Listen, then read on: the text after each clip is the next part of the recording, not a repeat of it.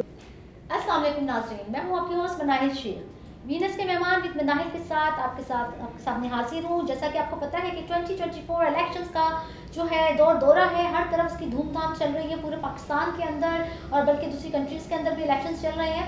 2024 की एक ये ख़ास बात है कि सिर्फ पाकिस्तान में नहीं, बाहर भी चल रहे हैं इलेक्शंस। और PS 108 से यानी कि 108 से जो पर्सन स्टैंड बाय किया है, जिन्होंने खड़े हो रहे हैं, जो फाइट कर रहे हैं, वो पहली दफ़ा ऐसा हुआ है कि किसी को टिकट मिला, मिनॉरिटी का कोई एक पर्सन जिसको टिकट मिला है, वो है मुखी आलम चंद साहब। इट्स मीन के 70 ईयर्स में कोई फर्स्ट पर्सन है जिनको टिकट मिलकर, टिकट के बाद मिलने के बाद, और वो वहाँ से लड़े मिनॉरिटी के लिए, अक़लियत के लिए। तो आइए हम इनसे जानते हैं कि अपने हल्के में क्या काम करने वाले हैं, लोगों के साथ क्या इनकी मुलाकातें हो रही हैं और क्या वादे शादे इन्होंने लोगों के साथ किया। अस्सलाम वालेकुम सर। वालेकुम सलाम मैम, आपकी बड़ी मेहरबानी। मैं विल चैनल का बड़ा शुक्रगुज़ार हूँ जिन्होंने मुझे ये मौका दिया कि मैं आवाम में अपना आवाज़ पहुँचा सकूँ। इसके बाद मैं अपनी जो बात रखने जा रहा हूँ, काफ़िले के मोहतरम जनाब हमारे चौधरी शहजाद साहब की मेहरबानी है कि उन्होंने पहली दफ़ा मिनॉरिटी को जनरल इलेक्शन लड़ने का मौका दिया। किसी सियासी पार्टी ने किसी भी कराची के पर्सन को जनरल इलेक्शन लड़ने का मौका नहीं दिया। तो मैं शुक्रगुज़ार हूँ मोहतरम जनाब तारक हुसैन साहब का, जो सदर सिंध है। उन्होंने भी मुझे थोड़ा अपना साथ दिया और हमारी पार्टी ने भी साथ दिया, आवाम ने भी साथ दिया। उससे मिलके मैं आज आपके सामने बैठा हूँ। इंशाअल्लाह ताला ये इलेक्शन में जीतूँगा और ये पहला मैं पर्सन होगा कराची का जो 75 साल में जनरल इलेक्शन जीत के आएगा। यानी कि पहले पर्सन है जो जनरल इलेक्शन में स्टैंड बाय कर रहे हैं टिकट के साथ साथ। और आपको ये बताते चलूँ कि ये मुखी आलम जो है बचपन से दुखी दिलों के सहारे और मुहिब वतन पाकिस्तानी हैं। 14 अगस्त भी शान से मनाते हैं और उसके साथ साथ ईद हो, बकरीद हो, मुसलमानों के साथ ये करते हैं ईद और बकरीद। इससे बड़ी बात क्या है, ये सिर्फ अक़लियत के लिए नहीं खड़े हो रहे हैं, ये सिर्फ अक़लियत के लिए काम नहीं करेंगे, ये और मेजॉरिटी के लिए भी काम करेंगे। हिंदू, सिख, ईसाई, क्रिश्चियन, तमाम बिरादरियों के लिए काम करेंगे। कैसे करेंगे इनसे जानते हैं। सर आप मुझे बताइए, आप 108 से खड़े हुए हैं, फाइट कर रहे हैं, आपको पता है कि वहाँ के जो अवाम है उनके क्या मसाइल हैं? क्या आपने वहाँ का दौरा किया है? जी बिल्कुल, आपका सवाल बिल्कुल वाजिब है। मुझे ज़्यादातर मेरे दोस्त सारे हर बरादरी में हैं, लेकिन जितनी मुसलमानों ने मुझे सपोर्ट किए मैं उनका बड़ा शुक्रगुज़ार हूँ। उन्होंने एक ऐसा गुलदस्ता पेश किया है जिसमें सिख भी है, ईसाई भी है, हिंदू भी है, पारसी भी है, बोरी भी है, सबकी सपोर्ट मुझे हासिल है। और सब लोगों के पास मैं डोर टू डोर जा रहा हूँ। तकरीबन रात को मैं 7 बजे से स्टार्ट होता हूँ, रात को 2 बजे तक लोगों से कार्नर मीटिंगें मेरी होती हैं। और सब ने ये मुझे कहा है कि हमने 70 साल हम लुटे हैं, हमारे को कोई काम नहीं हुआ। तो उनकी जो मसाइल है वो मैंने डोर टू डोर जाके देखे हैं कि उनके पास गैस का क्या मसला है, उनके गटर के सिस्टम का क्या लाइन है, उनके पानी का क्या मसला है, उनकी लाइट का क्या मसला है, उनके अंदर की गलियों की जो थिकनेस है वो भी कमज़ोर होती जा रही है, छोटी होती जा रही है। ये सारे मसला मैं खुद अपनी आंखों से देख के आया हूँ, तभी मुझे ये एहसास हुआ कि इन गरीबों के साथ खड़ा होना है। यानी कि इनको एहसास हुआ, या खुद जाकर ग्रास रूट लेवल पर इन्होंने चेक किया कि आवाम के क्या क्या मसाइल्स हैं। इतनी महंगाई हो चुकी है, आवाम दिल बर्दाश्ता हो चुके हैं। जो लोग पहले से आए हैं और बार बार वही आते जा रहे हैं, आवाम शायद उनसे मायूस हो चुकी है और अब कोई नया चेहरा देखना चाहती है कि जो उनके लिए काम करे। और गैस करेंगे 108 से, बिजली के मसले हल करेंगे। और सर ये जो प्राइस कंट्रोल वाले सो रहे हैं, लंबी तान के सो रहे हैं और अपने ऑफिस से बाहर ही नहीं निकलते हैं, आप उनके लिए जब आप इलेक्ट हो जाएंगे, जब आप जाएंगे असम्बली में, क्या आप इसके लिए कुछ काम करेंगे? क्योंकि बेसिक चीज़ खाना होता है इंसान का पेट भरने के लिए। तो जो प्राइस कंट्रोल वालों के लिए आपका क्या पैगाम है? देखो, प्राइस लिस्ट का जो ये इनका सिस्टम है, ये आज से नहीं 70 साल से फिर काम नहीं हुआ है। तो ये काम देरी ना है। ये एक सेवरेज सिस्टम उठाएंगे ना, मैं बता रहा हूँ ना आपको, सेवरेज सिस्टम उनका बिल्कुल ख़त्म है। ये 2 मसले अहम हैं। इसके लिए रेगुलेशन पास करना पड़ेगा, उसके बाद इनको खड़ा होकर बुलाना पड़ेगा असेंबली में, तभी जाके कोई मसला हल होगा, नहीं तो नहीं होगा। हमारे जितने पहले MNA MP हैं ना, उन्होंने कभी किसी चीज़ के लिए आवाज़ नहीं उठाया। एक नहीं है, किसी का भी नहीं। वो जाते हैं अपने TAD उठाते हैं, वो इंजॉय करते हैं, कैंटीन को वापस करा जाते हैं। कभी भी बर्निंग इशू उस पर बात नहीं की है। मैं तो डोर आज नहीं, मैं तकरीबन 10-15 साल से कराची हर पुलिस क्लब में, हर मीटिंग में, हर एहतजाज में, चाहे वो मिनार्टी का हो, चाहे मुस्लिम भाई का हो, चाहे ईद हो, चाहे जो भी इवेंट हो, उसमें मैं खड़ा होता हूँ। तो मेरा ये काम है लोगों की खिदमत करना। किस तरह होती है ये मैं जब वहाँ पहुँचूँगा तो मुझे अंदाज़ा हो जाएगा मैं काम कैसे ले सकता हूँ। जब आप बन जाएंगे और आपने आवाज़ उठाई, रेस की, आवाम के लिए बात की, जब आपके ऊपर से प्रेशर होगा कि नहीं मुखी आलम साहब जो हम कह रहे हैं आप वही करें और कुछ नहीं करना आपने, जैसे और फंड जो है नहीं देंगे, तो फिर आप क्या करेंगे? फिर आप क्या छोड़ देंगे या दिल बर्दाश्ता हो जाएंगे या एक पपेट की तरह काम करते रहेंगे? देखो मैंने काफली को क्यों चॉइस किया, हर पार्टी थी, अव्वल तो पार्टी किसी को टिकट देती नहीं हाँ, है। ये पार्टी को पहला शर्त मैंने ये रखा था, मैं अपना काम अपने हिसाब से सरंजाम दूंगा। पार्टी की मेहरबानी उन्होंने मुझे सिलेक्ट किया है, पार्टी की इज्जत को मैं आँच आने नहीं दूंगा, लेकिन आवाम से मैं नहीं हटूंगा। आवाम का काम पहले है, उसके बाद पार्टी है। आवाम नहीं है तो पार्टी नहीं है। अच्छा मुखी आजम, कुछ बातें चल रही हैं, ठीक है, बहुत ज़ोरों शोर से चल रही हैं और आपकी मिनॉरिटी की तरफ से चल रही हैं कि टिकट जो है आपको ऐसे कैसे मिल गया, क्योंकि टिकट की गैर मुनसिफाना तकसीम जो है वो हर पॉलिटिकल पार्टी में चल रही है, लोग बहुत नाराज़ भी हो रहे हैं, स्कूटनियाँ भी बड़ी सख्त हैं। आपको टिकट कैसे मिला, कितने में मिला, कितने करोड़ आपने दिए तारिक हसन साहब को या चौधरी शुजा साहब को? ये सबसे बड़ी बात, अच्छी बात आपने बोली, अच्छा सवाल भी है। ये हर बंदे के दिमाग में है, लेकिन मैं हल्फिया कहता हूँ कि मुझे उन्होंने बुला के टिकट दिए, क्योंकि मेरा सोशल वर्क इतना था। आपके चैनल पे पहले भी मैं आ चुका हूँ, बहुत से चैनलों में आ चुका हूँ, उसके बाद सोशल मीडिया जो मेरी चल रही है उस सबको पता है कि मैं काम कैसे करता हूँ। मैं काम दबदबे से करता हूँ, न किसी से डरता हूँ, न कभी झुकता हूँ। ये तो आपने देखा है, अब शायद मैं आगे एक एंकर है टीवी की, तो आपको पता होगा। लेकिन मैंने आज तक न हम पाकिस्तान के खिलाफ कुछ काम किया है, हमने पाकिस्तान की हिमायत में काम किया है, पाकिस्तान की आर्मी की हिमायत में हमने काम किया है कि जो हमारे मुहाफ़िज़ है। आज हमारी हमारी आर्मी नहीं होती, हम उनको सपोर्ट नहीं करते, तो शायद हमारे मुल्क का बहुत हाल बुरा होता। तो हम आज भी ये कह रहे हैं कि हमारी आर्मी और हम मिलकर अगर इस मुल्क को बनाना चाहेंगे, इंशाल्लाह ये चमकेगा और धमकेगा। बहुत अच्छी बात की कि मैं आर्मी के साथ खड़ा हूँ और आर्मी है तो हम हैं, आर्मी है तो हम चैन से मुझसे सो रहे हैं, घूम रहे फिर रहे। मैं एक मुहिब वतन पाकिस्तानी हूँ, मैं ग्रीन पासपोर्ट वाला पर्सन हूँ। अच्छा अब ये बताएं कि आप जब आ जाएंगे, आने के बड़े बड़े वादे करते हैं, सब लोगों ने की, आपकी अक़लियतों के मिनॉरिटी के बहुत सारे लोग हैं जो बहुत बड़े बड़े वादे करते हैं लेकिन बाद में पूरा नहीं करते। आपने अगर अपने वादे से फिरे तो क्या अवाम का राइट बनता है कि वो आपके लिए, या हम जर्नलिस्ट का राइट बनता है कि हम आपके लिए फिर कैंपेन्स करेंगे आपके अगेंस्ट में? मतलब अगर आपने स्टैंड बाय कर लिया और सिर्फ अक़लियत के लिए काम करें, फिर हम मुसलमानों के लिए आपने कोई काम ना किया, ऐसा हुआ तो फिर क्या होगा? तो शार्टकट में आप ये समझो, पहले जो हमारे मिनॉरिटी के मेंबर असेंबली में आते हैं वो सारे पैसे लेके दे के आते हैं, वो कभी भी उस पार्टी के मादद गुलाम होते हैं। मैं जनरल पे क्यों खड़ा हूँ? ये सीट तो पैसे लेके मैं भी ले सकता था, मैंने क्यों नहीं ली? वजह ये कि मैं जनरल इलेक्शन में खड़ा होकर अपना पावर शो करूँगा। पावर शो करने के बाद मुझे कोई नहीं बोलेगा कि आप किसी का काम करो या ना करो, या हमारे मातहत होकर काम करो। पहले सवाल का जवाब ये है। दूसरा सवाल आपका क्या था? दूसरा सवाल मैंने कि भाई आप मुसलमानों के लिए भी काम करेंगे या भूल जाएंगे वादे? देखो मेरा बाजी का रिकॉर्ड देखो, आप मेरे जितने दोस्त मुसलमान क्रिश्चियन सही नहीं, भले हाँ कोई उनका हक है, मेरा उनका हक है, वो भले पूछें, लेकिन जो बंदा जनरल इलेक्शन में खड़ के मुसलमान से वोट लेके आएगा तो उसको एहसास नहीं होगा। बिल्कुल मुझे एहसास है मुसलमान जा हर बंदे का, क्रिश्चियन, ईसाई, सिख, पादरी, मुस्लिम, हिंदू, सबसे। तो मुखी साहब मेरा दूसरा सवाल ये था कि आप चूँकि मिनॉरिटी के हैं, लोगों के जहन में ये बात बैठ चुकी है, आपसे पहले मिनॉरिटी के जितने भी आए हैं, मैं नाम नहीं लूँगी किसी का भी, लेकिन सबको पता है उन्होंने मुसलमानों के लिए कुछ नहीं किया। उन्होंने अपनी जितनी भी लिए हैं, जितना भी फ़ंड लिया वो सब अपनी ही कौम के ऊपर खर्च किया, बल्कि अपनी कौम पर भी इतना खर्च नहीं किया, सब कुछ अपनी जेबों में भरा। तो क्या आप मुसलमानों के लिए करेंगे? आपके दरवाजे मुसलमानों के लिए खुले हैं? पहली वजह ये कि जो हमारे हिंदू बिरादरी के लोग आते हैं वो आते ही पैसे दे के, तो वो काम चाहे मुसलमान चाहे हिंदू दोनों के लिए नहीं करते।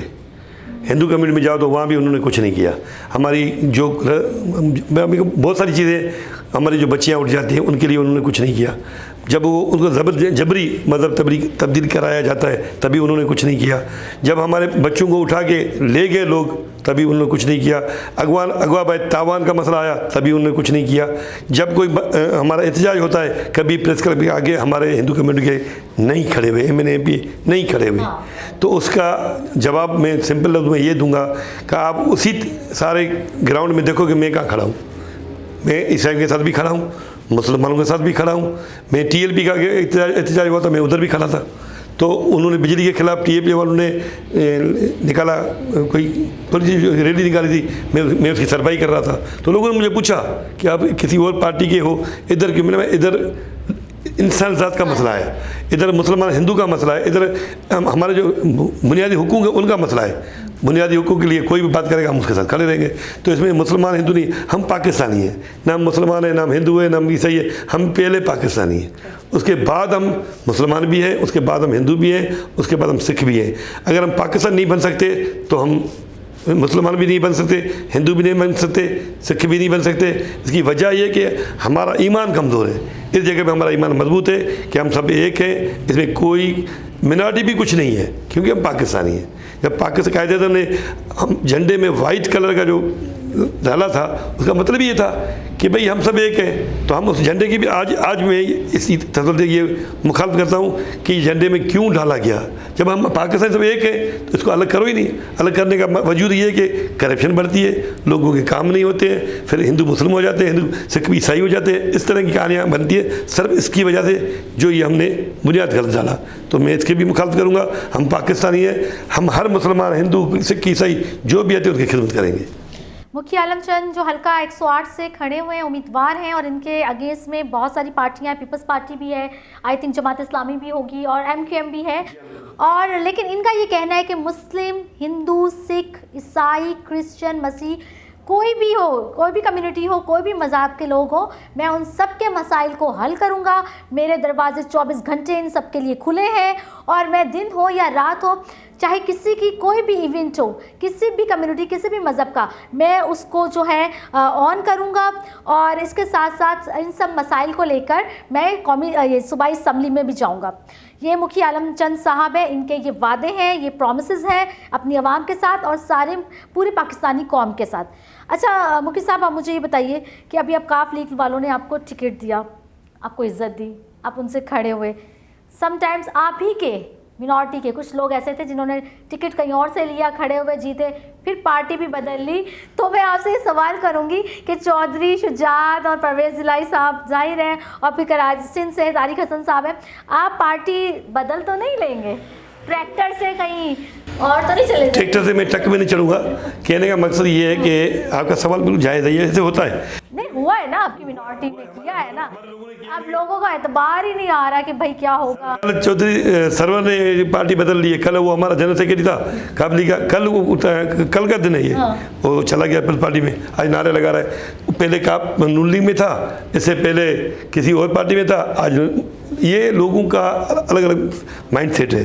एक जो उसूल परस्त खानदानी नस्ली होगा ना, वो ऐसी बातें नहीं करेगा। मैंने पीटीआई चेंज की है, मैं खुली बात करता हूँ। न मैं मुश्किल वक्त में मैंने छोड़ा, न फर्स्ट में छोड़ा। जब हमने देखा कि इसकी क़यादत किसी और के कहने पे पार्टी को चला रही है, उस दिन हमने पार्टी को कर, हम इमरान से आज भी मोहब्बत करते हैं क्योंकि वो सच्चा बंदा था। लेकिन उनकी पीछे जो मशीनरी है वो सारी उनके अगेंस्ट थी, वो हमको भी लेके डूबती। अगर वो आर्मी के खिलाफ नहीं जाते तो शायद हम नहीं जाते। आर्मी हमारी रेड लाइन है। अगर आर्मी आज हमारे साथ नहीं होती तो हमारे मुल्क को पता नहीं कोई कितने टुकड़े कर चुके होते हैं। रशिया, अमेरिका, इंडिया सब लगे होते हैं इसके पीछे, सब खड़े हुए हैं। ये एक वाहिद इदारा है जो उसको बचा रहे। और हमारी आवाम, हमारी पार्टियाँ का पीटीआई अगर ये गंदा काम करे जो पाकिस्तान की साख को इंटरनेशनल पे नुकसान पहुंचाए तो हम उसके साथ नहीं है। 9 मई की खिलाफवर्जी कर, यही वही तो बोलो, उसी दिन से हम पीछे हटे, फिर भी खड़े थे। जब हमने देखा कि हमारी पार्टी से समझौता नहीं करेंगे, हम मुल्क के बका के लिए किसी से समझौता नहीं करेंगे, मुल्क की बका के लिए हम किसी से समझौता नहीं करेंगे, किसी से हाथ नहीं मिलाएंगे। मुल्क की बका के लिए हमें कहीं भी जाना पड़ा तो हम जाएंगे, मूव करेंगे, सिर्फ मुल्क के लिए, इस पाकिस्तान की खातिर। आपकी फैमिली, जैसे कि आप ताजिर हैं, ठीक है ना, आपके फादर भी ताजिर हैं, आप बिजनेसमैन हैं, और आपका ताल्लुक जो है पीछे से जो है वहाँ से इंटीरियर से, ठट्ठा से है, और फिर उसके बाद आप कराची आ गए, यहाँ से आपने एजुकेशन की, यहाँ से स्टैंड किया, लोगों के मसाइल हल किए। तो आप एक ताजिर हैं, आपकी फैमिली में तो कोई सियासतदान नहीं है, आपके दादा, बाप, चाचा, कज़न्स, कोई नहीं। क्यों ये कीड़ा आपके जहन में आया? ये जो है मेरे ख्याल में ये फूलों की सेज है या कांटों की सेज है? बिल्कुल आपका वेल सवाल है। जब ये मुशर्रफ का दौर आया था तब मैं डिस्ट्रिक्ट काउंसिलर बना था ठट्टे का। वो उस टाइम पे उस डिस्ट्रिक्ट काउंसिल की हैसियत एक नाज़िम जितनी थी। तो ये मुझे वहाँ जो मसाइल जहाँ मेरी फैक्ट्री थी आसपास गरीब लोग रहते थे, तो उनके मसाइल में हल करता गया कर आते थे कर, तो मेरे जो सोर्स होते थे तो उससे मैं करता था। इस तरह मेरा शौक़ बढ़ा। लोगों ने मुझे कहा कि यार आप हमारी नुमाइंदगी करो। मुखिया इसलिए आपके नाम के साथ? यस, हमारे खानदान में कोई मुखी पहले कोई नहीं था। एक पहला में मेरे खानदान में मुखी उठेगा जिसको 7 कौमों ने मिल के प्रेस क्लब के अंदर, ये पहला अभी भी वो रिकॉर्ड दिया, अभी भी कभी कहीं नहीं हुआ कि प्रेस क्लब में अंदर जाके लोगों ने ज़बरदस्ती मुझे ये पगड़ी बंधवाई, जो आज भी फ़ोटो मेरे पास मौजूद है। तो ये काम करने का जज्बा मुझे सियासत में ले आया और गरीबों की दुआएं, उनके काम की वजह मुझे यहाँ ले आई। अच्छा, गरीबों की। अच्छा, चलते हैं हम लोग ब्रेक की तरफ। ब्रेक के बाद मिलते हैं। Stay with us. वीनस के मेहमान नाइल शेख हल्का 108 से हमारे साथ खड़े हैं मुखी आलम चंद, और इनका इंतखाबी निशान है ट्रैक्टर।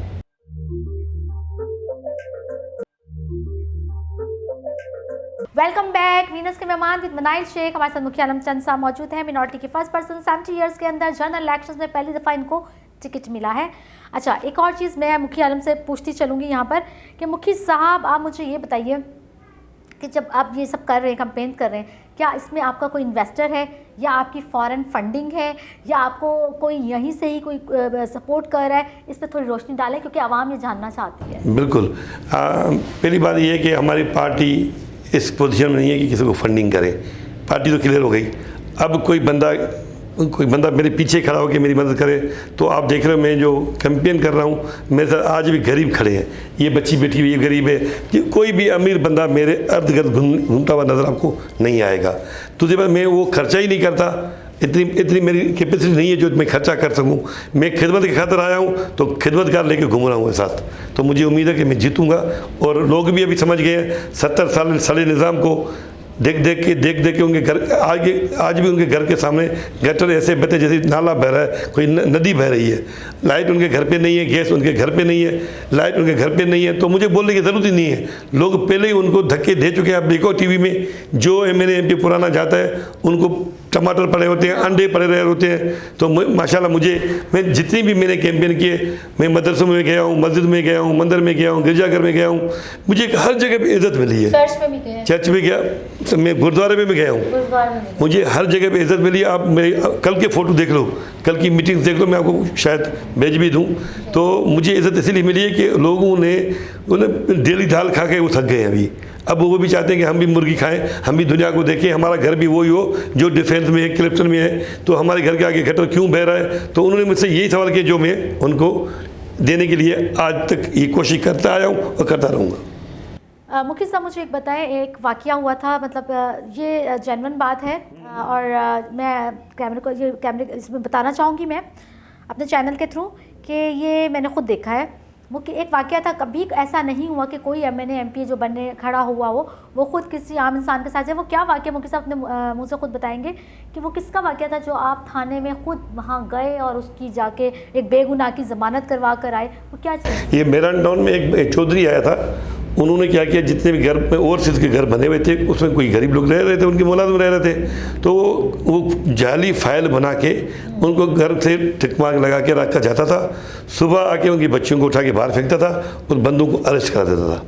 SHO उनसे मिले होते थे, कब्ज़ा हो जाता था, फिर उसको 2-4 हज़ार दे के भगा देते थे। उस बंगले पे कब्ज़ा करके 50-60 लाख में बेच देते थे। ऐसे इसने 15-20 बंगले बेचे। तो लोगों ने मुझे आके बोला, यार हमारा कोई वाली वारस नहीं है, हम हैं क्रिश्चन। अच्छा। हम हैं क्रिश्चन लेकिन हमारा कोई वाली वारस नहीं है, हम तबाह हो गए, हमारे घर बच्चियों की इज़्ज़त महफूज नहीं है। तो मैं चला गया उधर SHO के साथ। मैंने ठीक ठाक झगड़ा किया, उन बंदों को उठाया। उस चौधरी के खिलाफ मैं IG DIG तक गया, इवन गवर्नर तक गया, गवर्नर इस्माइल साहब के पास गया कि भाई इनसे क्यों जुल्म हो रहा है। तो उसके बाद वो रुका, वो चौधरी भाग गया। मुझे IG DIG ने बुला के बोला आइंदा ऐसा वाक़ा नहीं होगा। लेकिन फिर दोबारा ये सिस्टम में मैं तो बंदूक लेके नहीं जा सकता। मैं एक पॉलिटिशियन था, मैं एक व्यापारी था, एक कारोबारी था, एक हमदर्द था। तो हमदर्द तो ज़्यादातर हमदर्द ही कर सकता है, उनके लिए पैसा खर्च कर सकता है, लेकिन बंदूक लेके नहीं उसको बचा सकता। तो फिर बदकिस्मती से वो सिस्टम फिर दोबारा शुरू हो गया है। वो सिस्टम दोबारा शुरू हो गया है, यानी कि बदकिस्मती के साथ हमारे मुल्क की बदकिस्मती है। मुखी आलम चंद साहब ने जितनी स्ट्रगल की, सब कुछ किया, सब रुकवाया। गवर्नर साहब कामरान चिसोली साहब के पास भी गए, DIG के पास भी गए। हाँ पीटीआई का, अच्छा पीटीआई के जो गवर्नर थे उस वक्त उनके पास गए, सब कुछ रुकवाया, लेकिन अगेन वो सिस्टम है दोबारा शुरू हो गया। सर इस सिस्टम के खिलाफ आप कुछ करेंगे वहाँ? हाँ, सबसे बड़ा काम ही ये सिस्टम को चेंज करना है। इस सिस्टम को चेंज करने के लिए मुझे टीम बनानी पड़ेगी। एक एमपी एक एमएलए का काम ये नहीं है। इसमें मैं जब जनरल पे आया हूँ ना, तो जनरल से मैं जो आवाम लेके जाऊँगा उसका मज़ा अलग है। जो मखसूस सीट पे आता है उनको कोई जानता ही नहीं है, न उसको आवाम का पता है, न उसको मसला आवाम में घुलते मिलते ही नहीं है, ना पता ही नहीं है, न आवाम को पता है न उनको पता है। शाम को पता चल जाता है कि ये हमारा एमएलए है, बस ये होता है। तो ये अब सिस्टम चेंज होगा। मैं आगे जाके पहले ही आवाज़ ये उठाऊंगा कि ये सीटें ख़त्म की जाए, इनको जनरल पे लाया जाए। मखसूस सीटें की उसको दे के हमारे पर मुसलत किया जाता है, ये हमको कबूल नहीं है। जब जनरल पे हम आएंगे, चाहे वो हिंदू हो चाहे सिख हो, तो अपनी बरादरी से, अपने मोहल्ले वालों से, अपने दोस्तों से मिल के वो काम करेगा तो ही निज़ाम चेंज होगा। तो निज़ाम चेंज होगा, यानी कि आप इसके लिए सूबाई असम्बली में जाके फ़ाइट करेंगे, और यानी ये कह रहे हैं कि ये जो सीटें हैं, रिजर्व सीटों का सिस्टम ख़त्म हो और जनरल इलेक्शंस होना चाहिए। जनरल इलेक्शंस में लोग आएंगे, आवाम से मिलेंगे और आवाम के मसाइल का तभी पता चलेगा, जो खुद पे बीती हो। जब इंसान जाता है किसी के पास बैठता है तब पता चलता है। ऐसे सिर्फ सुनी सुनाई बातों में या लोगों पे छोड़ देने से कुछ नहीं होता। अच्छा, आपकी जो फैमिली है उसमें माशाल्लाह आपके बेटे हैं, बेटी, मिसेज़ हैं, तो इस कैंपेन के अंदर आपके मिसेज़, आपके बेटे ये सब हिस्सा ले रहे हैं या नहीं, या सिर्फ आपको अकेले शौक़ है ये? नहीं, मेरी फैमिली मेरे साथ खड़ी है। मेरे बेटे कल भी इधर थे सब। मेरी वाइफ आज जा रही है, हमारी जो बरादरी है, जिनकी वो मेरी माशाल्लाह, जैसे आप जो वायस करते हो इस तरह मेरी वाइफ भी मजहबी हिसाब से वो ज्ञान देती है। अच्छा। औरतों को भाई आप अच्छे काम करो, हस्बैंड से कैसे चलना है, वाइफ से कैसे चलना है, बेटे, मतलब वो पूरे जो माशरी निज़ाम है, एक सोशल वर्क वो करती है, वो मेरे साथ है। मैं अभी आपको एक वाक़ा बताता हूँ। मैं जब फार्म भरने गया तो वहाँ जो आरओ बैठी थी वो लेडीज़ थी, तो उन्होंने आरओ ने मुझे इतना सख्त परेशान किया कि भाई आप एक हिंदू हो, आप जनरल इलेक्शन में लड़ रहे हो, आपके दोनों ताइजगान मुसलमान हैं। आपके दोनों ताइजगान जो गवाह होते हैं, दोनों ताइजगान जो दोनों मुसलमान थे, तो उन्होंने तो उन्होंने उन मुसलमानों से पूछा कि आप इसको क्यों सपोर्ट कर रहे हो। मतलब एक तहज़बी लहजे ने बात की। ये शिकायत मुझे थी। नहीं, आरोप ये सवाल नहीं होता है कि भी आप क्यों उनको सपोर्ट कर रहे हो, आप क्यों उनको हिंदू को आगे ले आ रहे हो। नहीं, वो हमेशा घुमाते फिराते हैं। नहीं, ये सवाल ही गलत था, घुमाना फिरा। ये भी आप मैट्रिक पास नहीं हो, आपको कलमा आता है, पहले ये होता था, अब ये सर मेरे से हुआ है। और किसी ने 15-20 मिनट हम सबको बिठाया, क्या पहले पर्सन है ना जो मिनॉरिटी से, तो उन्होंने बोला कि आप जनरल इलेक्शन, तो मुझे उन्हें एक सवाल किया कि आप कितने पढ़े लिखे हो। मैंने वहाँ मैट्रिक हूँ। तो जी आपको इंग्लिश नहीं आती, मुझे नहीं आती जी, फिर तो आप कैसे नुमाइंदगी करोगे अपने इस कौम की।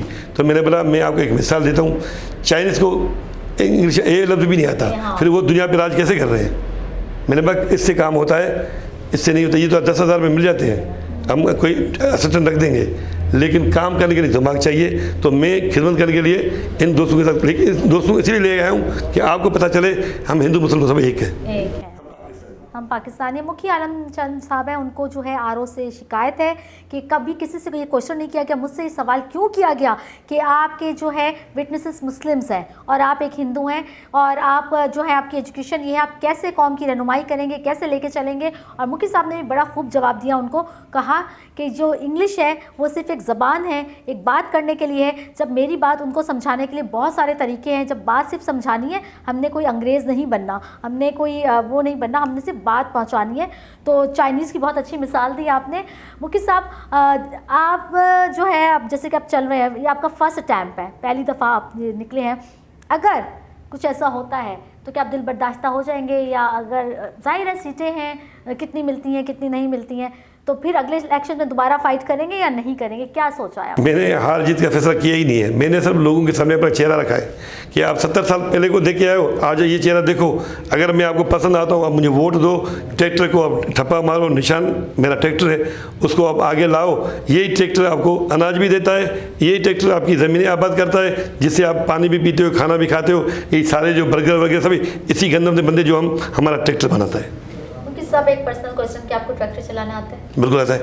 कभी चलाया? बिल्कुल ट्रैक्टर चलाया, 4-5 घंटे चलाया। अच्छा। बिल्कुल, मेरी ज़मीन थी, 5 तो अभी भी है, मेरी ज़मीन थी। मेरी ज़मीन में तकरीबन मैं तो कभी ट्रैक्टर ड्राइवर नहीं था तो रात को भी चला जाता था। मैं आधा मिस्त्री भी हूँ ट्रैक्टर का, खुद खोल के बनाता हूँ। यानी कि मतलब मुखिया आलम चंद साहब का जो निशान है, सिंबल है, वो ट्रैक्टर इसीलिए तो ट्रैक्टर लिया है मैंने। इसीलिए ट्रैक्टर लिया। यानी गरीबों की, किसानों की आवाज़, किसानी की आवाज़, किसानों से पाकिस्तान चल रहा है और हम जो एक्सपोर्ट, गरीबों की आवाज़ ही ये है, गरीबों की आवाज़ ट्रैक्टर है। ट्रैक्टर और मतलब बहुत अच्छा आपने निशान खुद चूज किया है आप? चूज पार्टी नहीं, हमारी पार्टी का था। अच्छा, ये पार्टी का निशान। शुरू से काफी ये मतलब जनाब तारक हुसैन साहब चौधरी सिजाद वालों ने अपना, पहले इनका साइकिल था, अब उसको चेंज करके उन्होंने ट्रैक्टर का भी गरीबों का निशान है, इसको आगे रखा जाए। ये किसानों का निशान है। मुखिया आलम चंद साहब जो है बहुत अच्छी और साफ और खुली खुली बातें कर रहे हैं और सब कुछ सच सच बता रहे हैं। और एक और चीज़ मैं इनसे ये पूछना चाहूँगी कि आप मुखिया भी हैं वहाँ के, अच्छा आप तो हल्का 108 से खड़े हो जाएंगे और सूबाई असम्बली में, आपका अपना जो आबाई गाँव है, वो अपने जो लोग हैं, क्या उनकी भी खिदमत करेंगे, उनके भी मसाइल हल करेंगे? मैं मुखिया हूँ, आज रात को हल्का तो आपका 108 है, पूरा पाकिस्तान पूरा मेरा हल्का है। अगर खिदमत करने का जज्बा है तो पूरा पाकिस्तान मेरा हल्का है। मुझे लिए मेरे लिए मसला ही नहीं है। मैं आपके हल्के से नहीं हूँ, लेकिन मुझे कोई प्रॉब्लम होगी आप मेरे साथ स्टैंड करेंगे? बिल्कुल करेगा। आपने देखा है मैंने किया है, आपने देखा है प्रेस क्लब में मेरा नाम कहाँ है, मेरा हल्का थोड़ी है। मैं तो गया ये ईसा नगरी में मैं गया, मेरा हल्का नहीं था। अच्छा, ये जो आपके अगेंस्ट में जो कैंडिडेट्स खड़े हुए हैं, कल ऐसा हुआ कि आपको ऑफरें आ रही हो कि मुखिया आलम आप हमारे हक में बैठ जाओ या हमारी तरफ कन्वर्ट हो जाओ? नहीं, मुझे एक फ़ोन आया था, एक फ़ोन बंदे का आया था कि आप हिंदू कम्युनिटी के बंदे हो, बहुत अच्छे हो, व्यापारी हो, कारोबारी हो, तो आपको इलेक्शन में नहीं खड़ा होना चाहिए। तो मैंने बोला भाई क्यों नहीं खड़ा होना चाहिए कि हमारा जो ये हल्का है, हम इतने लड़ते हुए आ रहे हैं और हम जीतते हुए आ रहे हैं, आप हार जाओगे, मुझे हार जीत खुदा के हाथ में, मुझे कोई इसका टेंशन नहीं है। तो फिर उसने बोला देखो आपको बड़ी मुश्किलात पेश आएंगी, उसका जिम्मेदार कौन होगा? मैंने बोला आप मुझे धमकी दे रहे हो। तो मेरा नहीं धमकी नहीं दे रहा हूँ, लेकिन आपको बता रहा हूँ, मुझे पता है। फिर उसको भी हम भी तो दुनिया में रहते हैं, 4 दोस्त हमारे भी हैं। फिर दोबारा उसका फ़ोन नहीं आया। आपने एड्रेस करवाया, किसका फ़ोन था? मतलब वो पार्टी का फ़ोन था, कोई पार्टी का फ़ोन, ऑफर नहीं था, धमकी थी। ऑफर नहीं थी, धमकी थी। यानी कि उन्होंने कहा कि आपको मुश्किलात का सामना करना पड़ेगा, यानी कि बल लफ्ज़ों में उन्होंने कहा कि मुखिया आलम चंद साहब बैठ जाओ आप, ये ज़्यादा आपको आगे आने की ज़रूरत नहीं, ये बिल्कुल गलत बात है। सबको जो है ना जमहूरियत का हक है। मुखिया आलम चंद साहब आप जो है अपनी पब्लिक को, अपने हल्का 108 को क्या पैगाम देना चाहेंगे? मैं अपने जो हमारा हल्का है, जहाँ उसमें बड़ी बात बड़ी गुंजाइश आबादी है, जहाँ सब आबादी मिक्स में रहती है। मैं सबको आपको आज ये रिक्वेस्ट करता हूँ कि बराए मेहरबानी अपने मुस्तकबिल को देखो, अपने बच्चों के मुस्तकबिल को देखो, नए लोगों को लाओ, जो वोट का हकदार है उसको वोट दो। आपने पहले 70 साल सबको आजमा लिया, अब एक इस चेहरे को भी आजमा लो, हो सकता है ये खोटा सिक्का काम आ जाए और आपके मसाइल हल हो जाए। मैं तो ये भी चाहता हूँ कि आपके इलाके में यूनिवर्सिटी होनी चाहिए, स्कूल होना चाहिए, हॉस्टल होनी चाहिए, आपके पास एम्बुलेंस योजना होनी चाहिए जो आपके इलाके में खड़ी रहे। डॉक्टर गवर्नमेंट की तरफ से हर यूनिवर्सिटी में होना चाहिए, एक अलग क्लिनिक होनी चाहिए। मेरे पास दिमाग में बहुत सारे नक्शे हैं, लेकिन आगे जाके आप मुझे वोट दोगे, मेरा निशान ट्रैक्टर है। अगर आपने मुझे कामयाब किया तो मैं आपसे ये वायदा करता हूँ कोई ऐसा मसला जो मेरे बस में होगा ना हल होगा, ये हो ही नहीं सकता। और आप किसी से डरने वाले नहीं? वो तो आपने देख लिया। हाँ। नहीं, आवाम से मैं डरना किससे? जिस गोली पे मेरा नाम लिखा है मुझे लगेगी, जब मुझे मरना है वो दिन मुकर्रर है, तो मुझे डरने का डर ही नहीं। पार्टी भी चेंज नहीं करेंगे? पार्टी मैं कभी भी नहीं चेंज करूँगा। अगर पार्टी ने कोई पाकिस्तान के खिलाफ कुछ काम किया फिर मैं साथ में।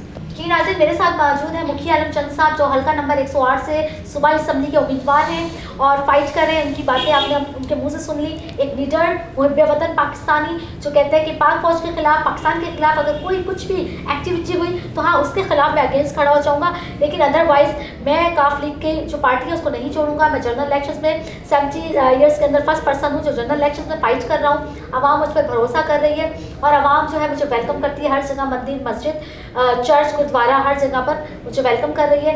और अब 8 फरवरी को देखते हैं कि क्या फैसला होता है। और मुखिया आलम चंद साहब को थ्रेट भी हुआ है, एक कॉल भी आई है कि आप जो हैं आपको मुश्किलात और बहुत परेशानियों का सामना करना पड़ सकता है, तो आप जो है इस रास्ते को ना चुने और इससे बैठ जाएं। लेकिन ये जो हैं 7 कौमों के मुखिया हैं, ये भी डरने वाले नहीं हैं। इन्होंने कहा कुछ भी हो जाए मैं ऐसा कुछ नहीं करूँगा। बहुत शुक्रिया मुखिया आलम चंद साहब, और अल्लाह ताला आपको कामयाबी दे और जो वादे प्रॉमिसेस किए हैं आपने और वो आप ऑन करें। और ये पब्लिक के सामने, क्योंकि पब्लिक अब बड़ी सियानी हो गई है, कहते हैं ना, बड़ी समझदार हो गई है, तो अब वो टमाटर लेके भी खड़ी हुई होगी। तो अब आप बस ये बस सोच लें और इंशाल्लाह 8 फरवरी को देखते हैं। मैं आपकी बातों से एग्री करता हूँ। आपने जो भी सवाल किए हैं ये हमारे वक्त की ज़रूरत थी, हमारी आवाम की ज़रूरत है, जो आपने हाईलाइट किए। मैं आपका भी शुक्रिया अदा करता हूँ, आपके चैनल का भी शुक्रिया अदा करता हूँ कि आपने मुझे मौका दिया आवाम के सामने आने का।